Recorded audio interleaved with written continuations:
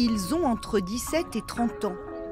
De jeunes actifs, pour la plupart diplômés de hautes études, en lettres ou sciences politiques.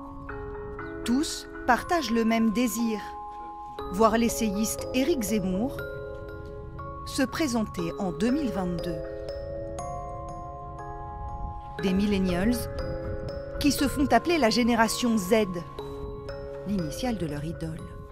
Parce qu'on a tous grandi avec lui à la télé et qu'on adhère à ses idées. Il n'est pas spécialement brimé par un parti, justement, il a cette forme d'indépendance qui le rend crédible et qui peut lui permettre aussi d'être lucide et de toujours s'exprimer comme il le souhaite sur tous les sujets, et donc ce qui lui permet d'avoir une cohérence. Jean a 19 ans, il est étudiant en prépa lettres. Avec une vingtaine de camarades, il sillonne Lyon aux premières heures du jour. Certains sont d'anciens insoumis, d'autres des transfuges du Rassemblement national ou des Républicains, de jeunes militants avec un discours déjà bien rodé. Ce n'est pas Paris qui décide le candidat pour la France, c'est le peuple qui appelle le candidat. C'est vraiment une situation qui est inédite, et donc nous on fait tout à notre échelle pour se mobiliser, pour qu'on entende parler de nous, et pour que lui, il entende notre appel. Ce jour-là, ils ont collé 200 affiches dans la ville, qu'ils disent avoir eux-mêmes financées. Leur soutien serait spontané. Allez, Zemmour. Les générations Z se retrouvent sur un réseau social populaire chez les jeunes, Discord. Ils revendiquent plus d'1 millier d'adhérents en France et affirment n'avoir aucun contact avec Éric Zemmour ou son entourage. Les affiches, elles, renvoient pourtant à cette page internet. Un site de pétition en ligne, lancé par le maire d'Orange, un très proche d'Éric Zemmour. Il est au courant de cette pétition? Ah bah oui, je vois pas comment il pourrait ne pas être au courant. Vous en êtes où là du nombre de... Plusieurs dizaines de milliers, quand on en sera plusieurs centaines de milliers, on vous le dira. Maire d'Orange depuis 26 ans, Jacques Bompard veut mettre son réseau au service d'Éric Zemmour, dans l'idée aussi de faire battre Marine Le Pen, qu'il juge trop laxiste. Quel espoir peut porter Marine Le Pen? Elle ne combat plus l'immigration. Vous savez, j'ai été exclu du Front moi, en 2005 parce que je ne voulais pas que le Front abandonne la lutte contre l'immigration. Et le seul aujourd'hui qui a le courage de combattre l'immigration, c'est Éric Zemmour. La machine est en marche. Le premier intéressé laisse clairement la porte ouverte à une candidature. Il a choisi d'envoyer un signal à son public via ce média en ligne proche de l'extrême droite. J'ai longtemps pensé que cela suffisait. C'est-à-dire, je me suis longtemps dit, c'est déjà, je suis dans la bataille idéologique et c'est déjà faire de la politique. Peut-être qu'il faut passer à l'action parce que la prévision, la prédiction, même la prophétie ne suffit pas.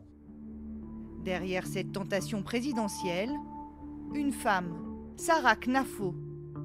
C'est elle qui œuvre dans l'ombre du polémiste, presque comme une directrice de campagne.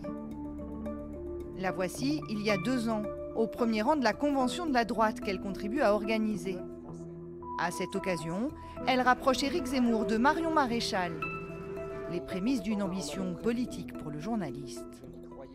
Elle y croit beaucoup, elle en parle beaucoup avec lui, évidemment, et quelque part, elle est plus déterminée que lui. Elle gravite à l'intersection de ce qu'on appelle la droite hors les murs, c'est-à-dire une droite assez radicale qui ne se retrouve pas chez Marine Le Pen, qui ne se retrouve pas chez les Républicains et qui essaye de faire émerger des choses dans l'espace politique qu'elle conçoit entre la droite et le Rassemblement national. Sarah Knafo n'a même pas 30 ans, mais elle connaît parfaitement les rouages de l'appareil d'État. C'est une brillante énarque. Elle est sortie de la promotion Molière de l'ENA en 2019 et elle est sortie dans la botte, c'est-à-dire dans les premiers postes qui sont attribués à la sortie de l'ENA. Et elle a choisi la Cour des comptes, donc l'un des fameux grands corps de l'État. Et en fait, ces gens-là, parmi lesquels gravite Sarah Knafo, ce sont des gens qui veulent avoir qu'à appuyer sur un bouton le jour où Zemmour dit qu'il y va. Et pour l'en persuader, elle organise des dîners chez elle dans son appartement du quartier latin. Elle joue les entremetteuses, notamment avec Patrick Stefanini, ex-bras droit de François Fillon, un stratège qui connaît par cœur les campagnes électorales. Antoine Diers, militant LR et directeur de cabinet en mairie depuis 7 ans, a lui aussi rencontré Éric Zemmour. Il souhaitait entendre des gens qui font de la politique. Il a été très heureux que je puisse lui mettre sur le papier quelques éléments de ce que j'ai pu voir sur le fonctionnement des mairies, qu'on parle un petit peu de la vie politique en province, du fonctionnement des services publics. Des rencontres tous azimuts pour pallier une faiblesse intrinsèque dans l'entourage de l'éditorialiste.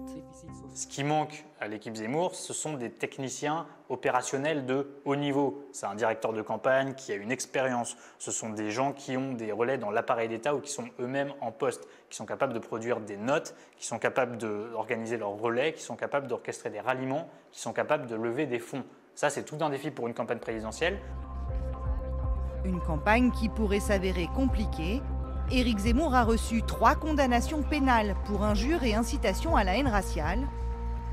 Le polémiste fait également l'objet de plusieurs accusations d'agression sexuelle.